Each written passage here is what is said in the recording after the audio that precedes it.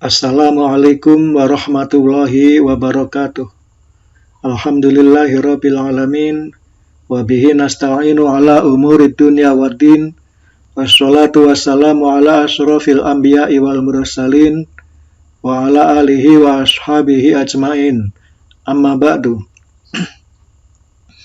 Para pemirsa sekalian, wabil khusus mahasiswa mata kuliah membaca dan menulis Al-Quran atau baca tulis Al-Quran. Puji syukur mari kita panjatkan kehadirat Allah Subhanahu wa Ta'ala yang telah memberi kesempatan kepada kita semua pada hari ini bertemu kembali untuk melanjutkan perkuliahan kita. Shalawat dan salam mudah-mudahan selalu tercurah kepada junjungan kita Nabi Agung Muhammad Sallallahu Alaihi Wasallam. Pada pertemuan kali ini, saya akan menjelaskan tentang metode belajar atau mengajar Iqra jilid 1.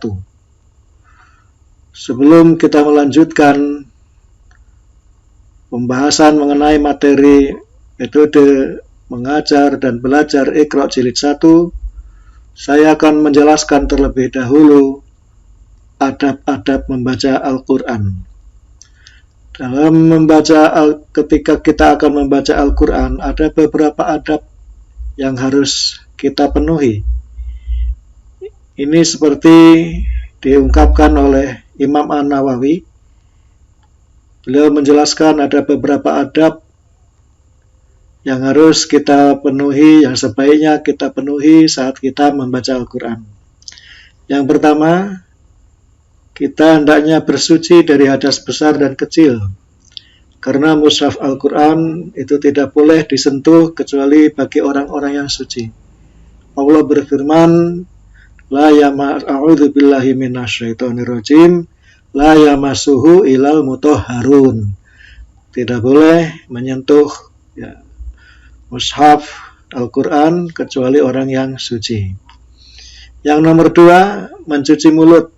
Dalam hal ini menggosok gigi atau bersiwak. Ini sangat dianjurkan karena kita akan membaca Al-Quran, yang otomatis kita akan mengeluarkan suara. Dengan membersihkan gigi melalui cara bersiwak atau pakai odol sikat gigi, itu akan lebih menjaga mulut kita, sehingga suara yang kita keluarkan dari mulut itu tidak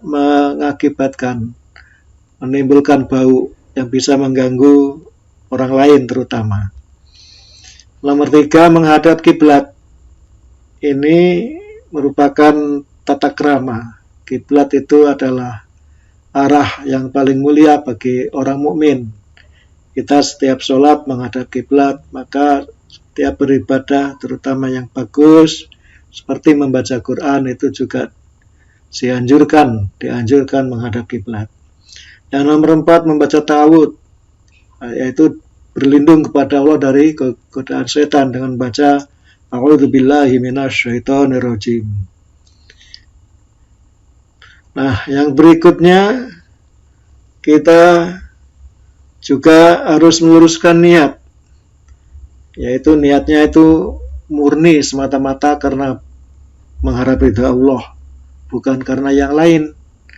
Niat ini penting karena kata Nabi, innamal a'malu binniyat. Sesungguhnya amal perbuatan itu tergantung kepada niatnya. Jadi kalau kita membaca Quran niatnya bukan karena Allah, maka yang didapat ya sesuai dengan yang kita niatkan. Itu seperti sabda Nabi. Karena itu kita harus pandai-pandai menjaga niat ini, yaitu semata-mata murni beribadah, mengharap ridho dan rahmat dari Allah Subhanahu wa Ta'ala. Yang nomor 6, menghadirkan hati.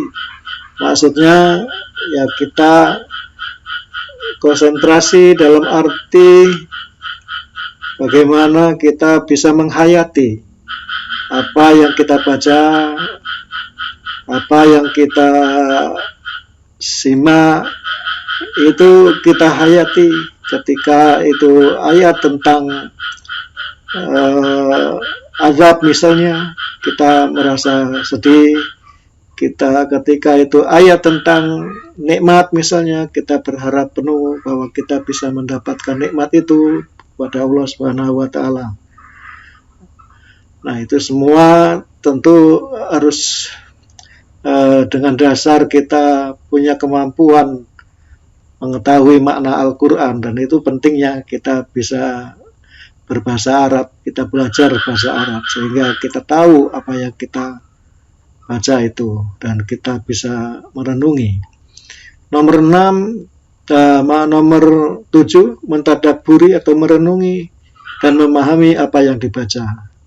Nah, ini seperti yang saya jelaskan tadi, hendaknya kita mampu berbahasa Arab.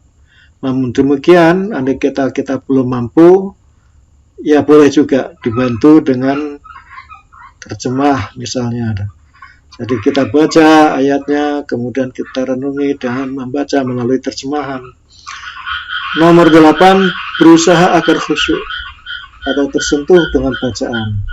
Dan ini bisa timbul kalau kita dalam membaca itu langsung seolah-olah kita itu berdialog ya, dengan Allah, atau Allah memberikan gambaran-gambaran tentang berbagai macam kehidupan, sehingga kita merasa bahwa kita itu sedang berdialog langsung dengan Allah Subhanahu wa taala. Nomor 9, memperindah suara kita ketika membaca Al-Quran. Jadi maksud memperindah itu ya terutama kita bisa membaca dengan tartil lah. Kalau bersyukur kalau kita bisa dengan kaidah-kaidah yang bisa indah ya, dengan seni membaca Al-Quran. Nomor 10, membaca dengan mushaf, artinya kita pegang mushaf. Ya, kalau zaman sekarang mungkin orang cari lebih simpelnya, pakai HP atau pakai laptop. Ya, itu juga tidak masalah, tetapi itu bukan termasuk mushaf ya. Yang diutamakan di sini mushaf, tapi pakai itu juga tidak apa-apa. Ya, Imam An-Nawawi mengatakan bila membaca menggunakan mushaf dapat menambah khusyuk. Nah, mushaf itu nanti jangan diletakkan di tanah atau di lantai. Kalau membawa itu juga harus sopan. Membawa dengan dipegang di dada. Jadi jangan seperti membawa buku di kalau bahasa Jawa diketeng-keteng seperti itu deh. Itu kurang sopan, jadi harus didekap di dada. Tidak boleh menyentuh mushaf kecuali keadaan suci. Yang nomor 11, membaca di tempat suci seperti di masjid, mushola, atau di rumah, atau tempat-tempat suci lainnya. Jadi jangan membaca di tempat yang tidak suci, misalnya di WC, nah seperti itu tidak diperbolehkan. Baik, setelah mengetahui adab-adab membaca Al-Quran, mari kita lanjut dengan materi utama kita, yaitu belajar membaca dan mengajar Iqra jilid 1. Sebelum kita lebih jauh membahas tentang cara belajar dan mengajar Iqra jilid 1, perlu kita tahu bagaimana metode belajar atau mengajar Iqra yang benar. Sebab selama ini sering kita jumpai banyak sekali di masyarakat orang belajar atau mengajar menggunakan buku Iqra, tetapi metodenya masih metode yang dulu, yaitu metode Baghdadi atau metode Baghdadiyah. Kita ingat ya, saya terutama orang-orang yang sudah tua, zaman dulu kalau mengaji itu menggunakan turutan, ya, itu metode Baghdadiyah. Jadi yang pertama-tama kalau dulu itu yang diajarkan mengenal huruf dulu, alif, ba, ta, sa, jim, sampai terakhir, sampai hafal. Setelah hafal baru diajarkan jabar-jabaran atau fathah gitu. Alif fathah H, alif kasroh I, alif domah U, A I U, ba fathah ba kasroh B, ba domah bu, ba bi bu, dan seterusnya. Setelah itu diajarkan tanwin.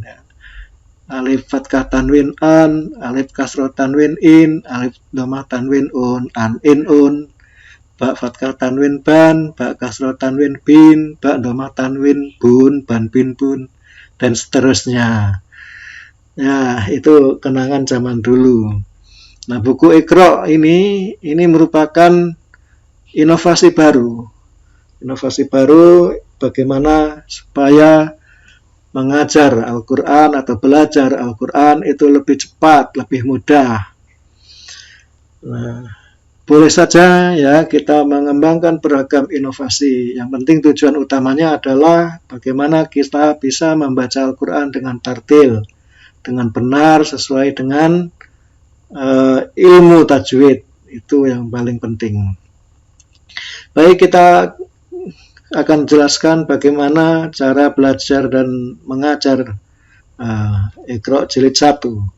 Ini bisa bermanfaat ya, untuk dua pihak ya, ilmu ini. Pertama, bermanfaat bagi pengajar. Jadi bagi yang sudah mahir membaca Al-Quran, dengan menguasai ilmu ini diharapkan dia bisa mengajar Iqra dengan benar. Bagi yang belum bisa membaca Al-Quran, dengan menguasai ilmu ini diharapkan dia bisa belajar mandiri. Jadi nanti setelah saya berikan petunjuk, bisa praktek sendiri, belajar sendiri, dan insya Allah nanti bisa menguasainya.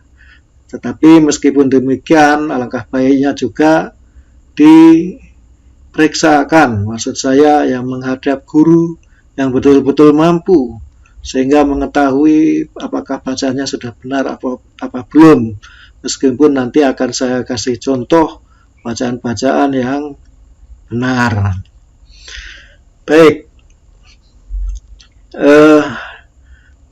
buku Iqra ini dalam mempelajari buku Iqra jilid 1 itu pertama kita harus mengetahui sistemnya.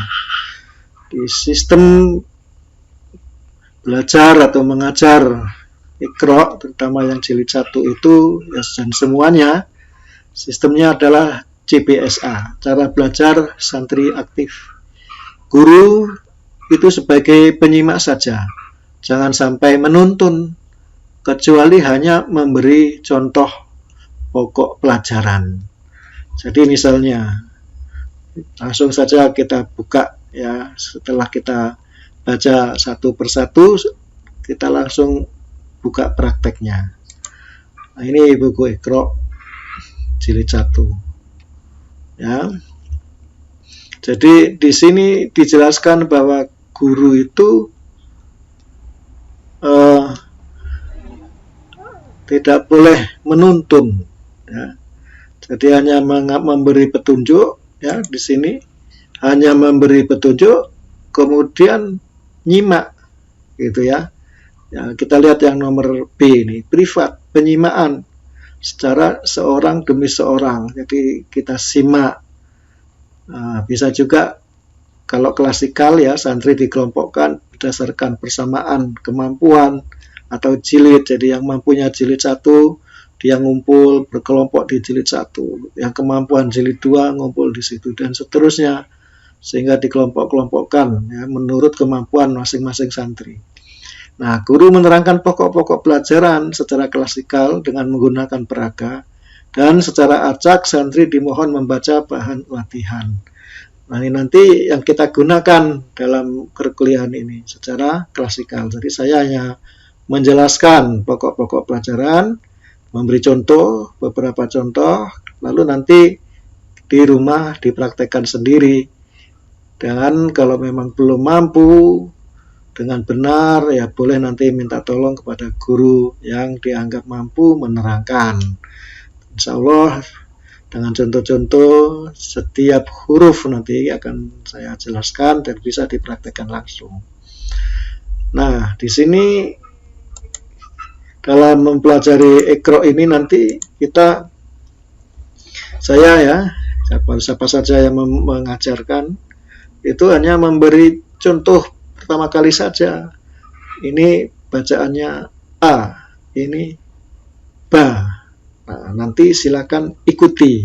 Nah, gitu saja, hanya ngasih contoh sekali, kemudian disuruh baca muridnya langsung.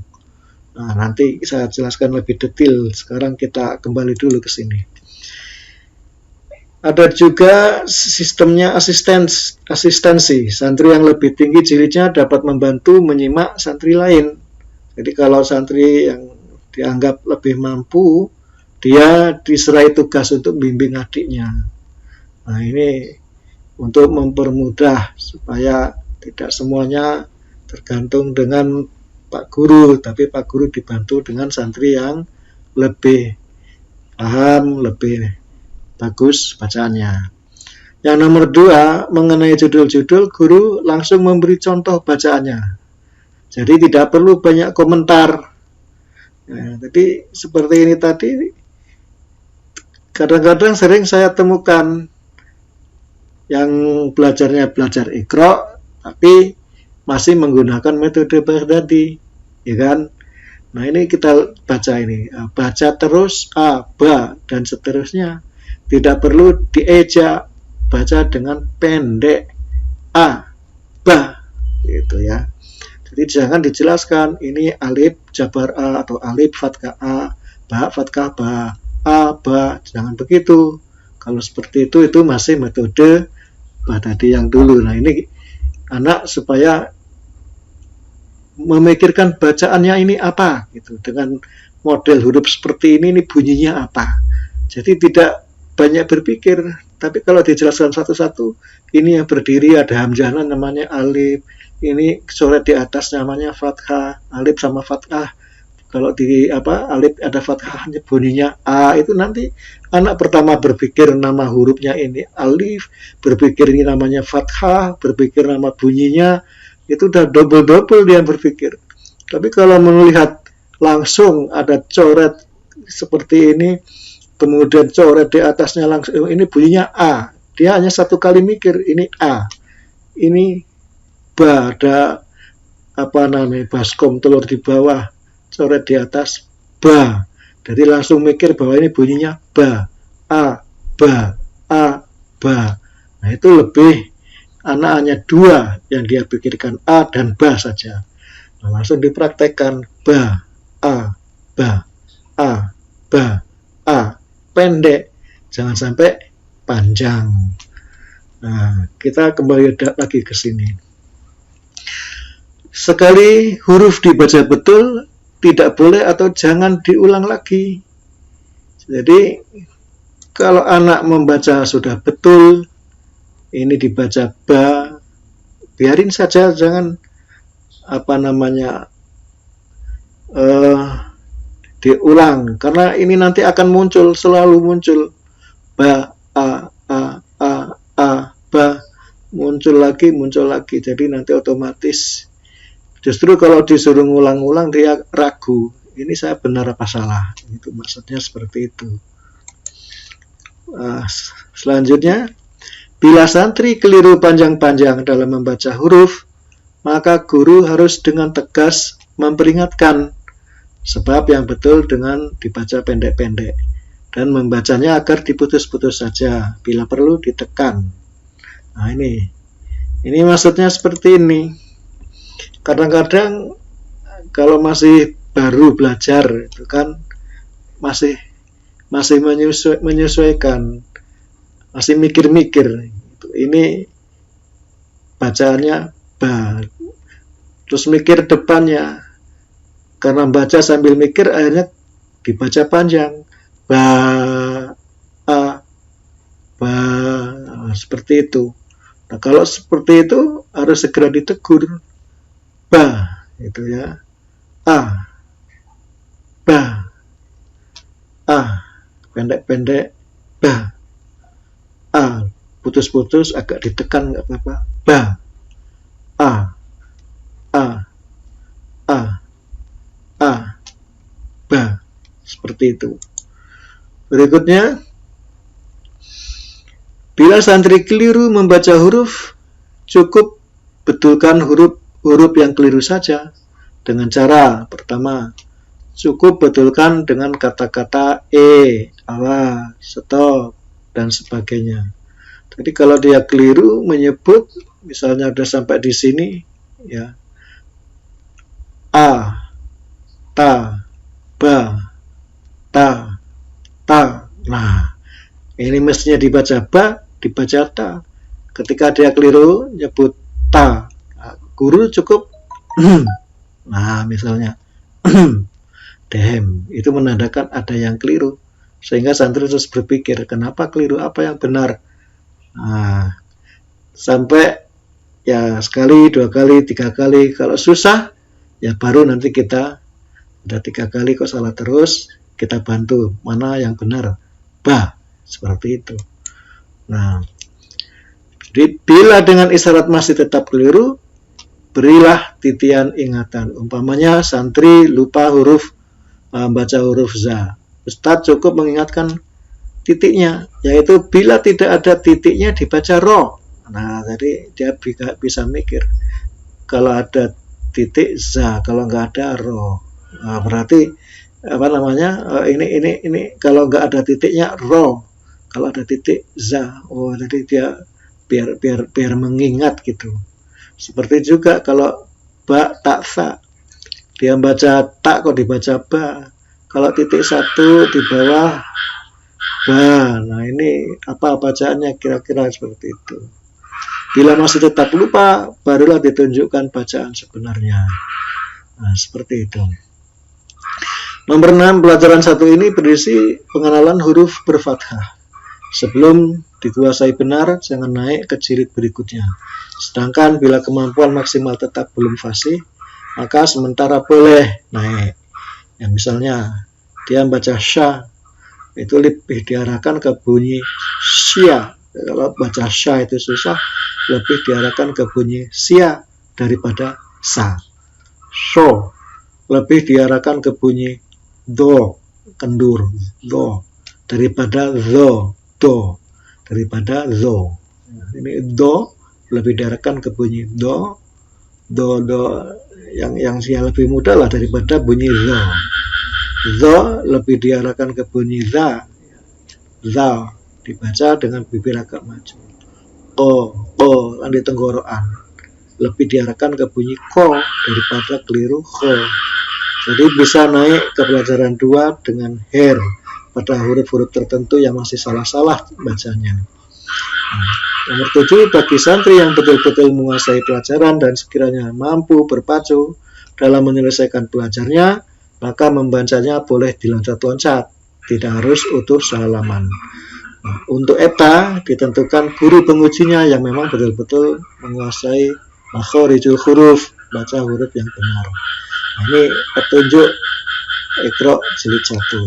Sekarang mari kita praktikkan. Ini dari awal. Ini ada petunjuk, baca terus a, ba, dan seterusnya. Tidak perlu dieja, baca dengan pendek. A, ba, ba, a, ba, a, ba, a, dan seterusnya. Tambahi lagi nanti kalau sudah hafal a, ba, ya, ditambahi 1 huruf lagi di sini. Nah, caranya sama saja, baca terus a, ba, ta, dan seterusnya. Tidak perlu dieja, baca dengan pendek. A, ta, ba, a.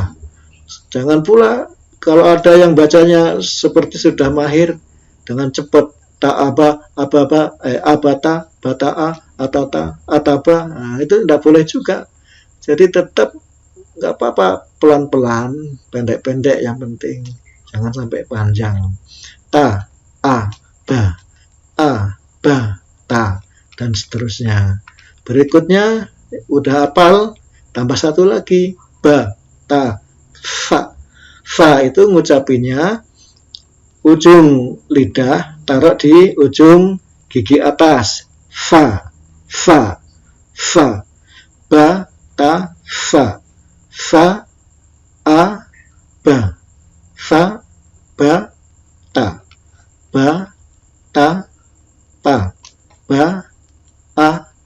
fa, a, ta, ba, fa, ba, fa, dan seterusnya. Kalau sudah bisa ditambah lagi ja, a, ja, ja, fa, a, ja, nah, seterusnya. Sudah bisa ya, a, ba, ta, fa, ja, tambah lagi ja, ha. Jangan sampai ada yang panjang. Kalau dia panjang misalnya ja, ambil mikir ini, ja, a, ha, tegur. Dari ja, a, ha, ha, ha itu bacaannya bersih di tenggorokan, ha, ha, ja, ja, ha, ja, ha, ja, a, ha, ha, ha, fa, ha, ja, ta, ba, ha, fa, ba, ha, fa. Ini harus betul-betul tepat, jangan sampai keliru mahraj, keliru cara baca hurufnya. Berikutnya ditambah lagi ja, ha, kho, kho, ja, ha, kho, ja, ha, kho. Ini ha sama kho huruf tenggorokan, jadi di tenggorokan ya. Setelah itu da, kho, da, da, ha, da, kho. Tidak boleh panjang, putus-putus saja. Ha, da, fa. Jangan apa seperti udah mahir, hadafa, jahahda, nggak usah, putus-putus saja. Kho, ta, da, ha, ja, da. Yang penting fasih mengucapkan itu yang penting. Nah, tambah lagi za, da, za, za. Ya, bunyinya itu za, jangan sampai keliru. Ada yang za, salah, za. Jangan za, tapi za. Da, a, za. Kho, da, za. A, ha, da. Ja, ha, za. Ya, jangan sampai keliru. Begitu terus sekarang ro, da, za, ro, ha, za, ro, ro, ha, da, ja, ro, za. Saya agak cepat ini tadi, nggak apa-apa karena memang ya ini dari apa dikejar waktu ya. Tapi nanti di rumah santai aja. Ro, ha, da, ja, ro, za. Nah, kita lanjut. Ro, za. Nah, za baru ini za. Jangan za sama yang tadi sama itu jangan sampai sama ya. Ini za. Kalau ini za. Ro, za. Beda. Ro, a, za. Nah, ini za. Za, za. Za, za. Ro, za. Za, da, ro. Za, kho, za. Za, ha, da. Fa, ro, za. Fa, harus pas ya. Berikutnya sa. Seperti kalau kita huruf S. Za, a, sa. Za, ro, sa. Diputus-putus dan pendek. Seterusnya. Berikutnya sa, sha. Nah, ini sha. Perhatikan, harus benar seperti itu. Sh, kayak kita ngusir ayam. Sh, sha, sha. Nanti di rumah kalau salah-salah ini harus diputer-puter ulang bacaan saya ini.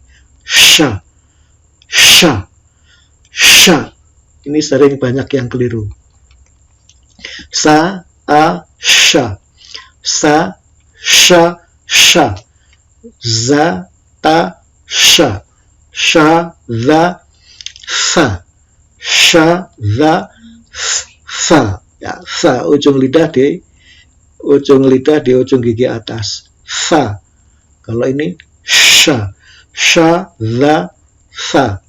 Da, ro, sa, sha, ta, za. Ini za, ha, tenggorokan, ha, fa, kho, sha, ba, ja, ro, sa, sha, a, dan seterusnya. Berikutnya so. Nah, ini kayak orang Jawa bilang sing so,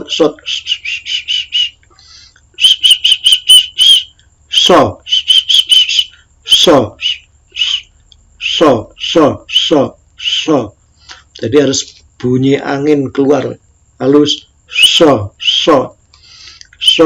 a, sha, za, sa, ro, so, sa, za, da, sa, so, sha, ro, ta, sa, kho, so, ha, so, da, za, so, ya, seterusnya. Ini do, so, do. Pipinya itu kayak nahan angin, do, terus dikeluarkan, so, do. Ujung lidah di pangkal sini, so, do, so, a, do, ha, do, ro, a, so, do, sha, a, do, sha, kho, za, do, ro, ba, so, ha, fa, so, da, za, da, sha, do. Nah, seterusnya ya.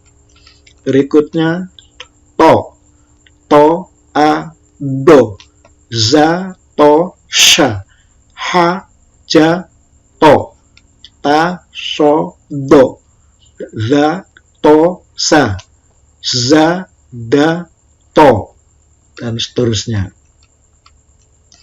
To, the. Nah, ini the ya. The, a, to, ba, to, the, ha, za. Nah, ini kalau ini pakai o, ini pakai a, the, za, the, ha, za, sa, do, the, bedanya do, the, da, so, the, to, ha, za, sha, a, zo, sa, ro, so, za, kho, to, fa, ro, do, za, kho, do, ta, do, zo, so, da, sha, ja, to, do, sha, to, zo. Terus a, nah, di tenggorokan, a, zo, a, ta, ro, ba, to, so, za, so, do, so, do, da, ha, zo. Jadi jangan sampai keliru ya, di tenggorokan, Berikutnya ini dekat letaknya di tenggorokan ini. Yang satunya yang satunya ro, da, ro, zo, to, ro, fa, zo, fa, di ujung lidah, di ujung gigi atas, fa, zo, fa, ini ujung lidah di ujung gigi atas, fa. Kalau ini zo, ja, ro, zo, ja, ro, zo, ya. Lanjut fa, biasa huruf F, fa, a, ro, fa, a, do, ro, fa, so. Jangan sampai keliru, harus sama persis ya pengucapannya. Berikutnya fa, le. Nah, ini di tenggorokan, fa, le,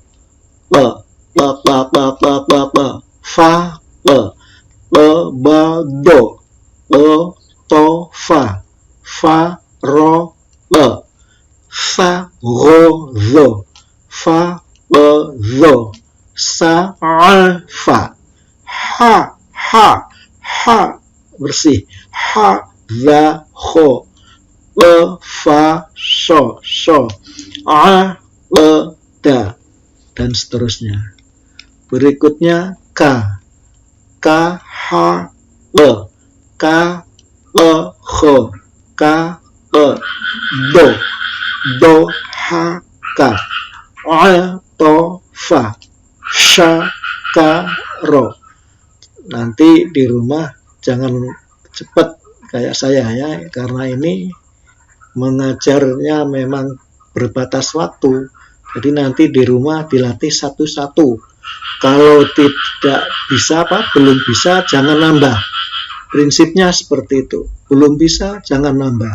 Kalau bisa, baru boleh nambah. Sampai bisa pokoknya. Jangan pernah nambah. Ini sengaja saya cepat-cepat ya, menghemat waktu saja. Ya, karena saya sudah lulus. Berikutnya, la. O, la, ba.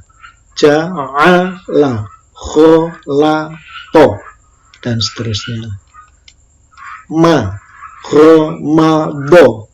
La, ma, sa. Ja, ma, a. Na, zo, fa. Na, ro, sha. To, a, na. So, ma, do. Te, ro, na. Ho, la, be. Terus wa. Wa itu tipis di bibir. Wa. Wa, za, ro. Wa, la, ro. Da, wa, ma. Fa, to, na. Be, wa, ma. Zo, ja, a. Nah, nanti anak-anak yang kita ajarin atau kita sendiri kalau lagi belajar, kalau belum hafal satu huruf jangan nambah. Maksudnya satu huruf itu kan ini setiap ditambah, setiap judul kan tambah satu huruf, tambah satu huruf. Itu kalau belum hafal betul ini wa misalnya sampai di sini, ini jangan nambah-nambah lagi ke sini. Selesaiin dulu, udah hafal betul semua, baru nambah. Ha, ini di tenggorokan kalau ini. Ha, ma, sha. Ja, ha, da, wa, ha. Fa, ho, a. To, ha, ro. Wa, do, ha. Beda ini. Ha, ini ha bersih, ini ha juga. Ya.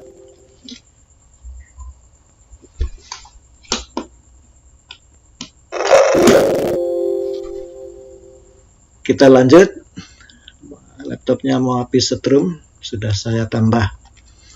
Berikutnya ya. Do, ya, ro. Do, ha, ya.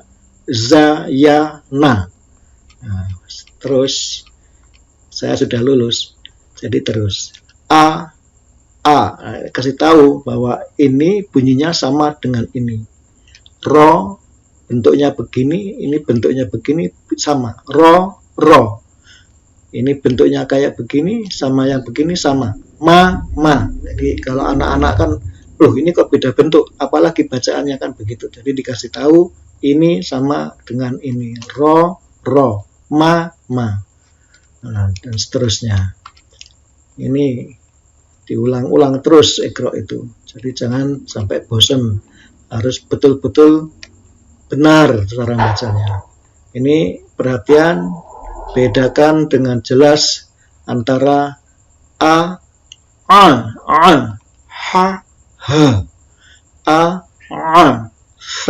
sa, ha,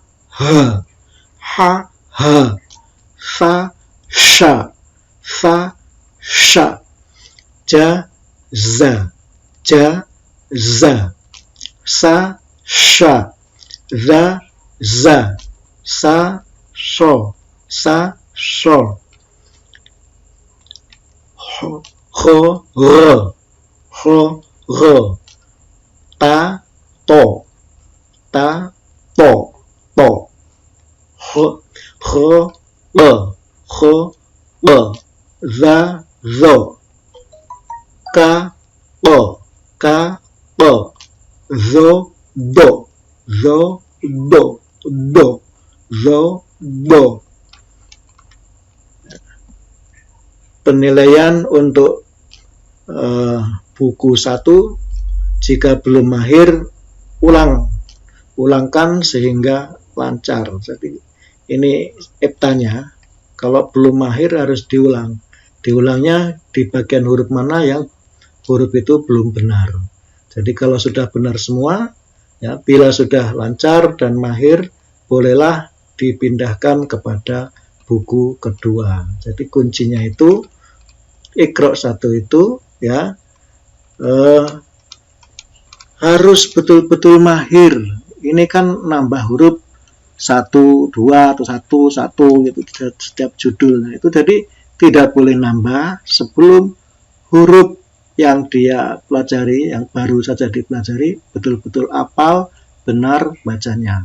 Nah, silakan. Ini yang sekarang lagi belajar. Yang penting ucapan seperti yang saya ajarkan itu berusaha ditiru. Terus saja, kalau belum mampu, jangan jangan ganti-ganti, latih terus bacaan seperti yang saya ajarkan. Nah, nanti ditambah, sudah bisa tambah lagi, sudah bisa tambah lagi, begitu. Kalau belum bisa jangan pernah nambah, begitu. Tapi kalau sudah bisa ya boleh. Saya kira itu pelajaran Iqra jilid 1 mudah-mudahan bermanfaat. Kita akhiri pertemuan ini dengan bersama membaca hamdalah. Alhamdulillahirabbil alamin. Assalamualaikum warahmatullahi wabarakatuh.